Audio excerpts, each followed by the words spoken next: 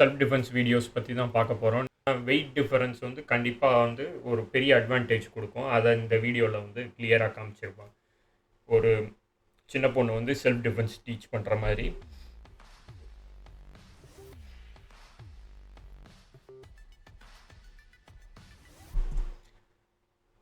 அதை எக்ஸ்பிளைன் பண்ணுறாங்க.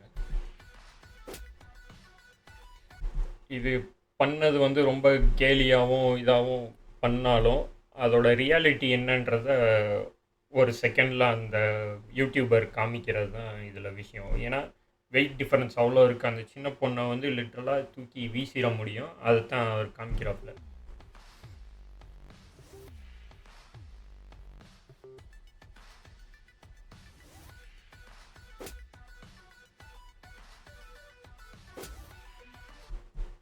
அதே தான் அந்த வெயிட் டிஃபரன்ஸ்.